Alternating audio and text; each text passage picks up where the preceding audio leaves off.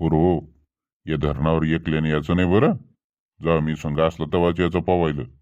आज कशी मजा आली रे पोरो पवायसाठी. पप्पा हे बुट्ट तर लयच उड्या मारू लागले तिथं. दपादप दपादप दपादप.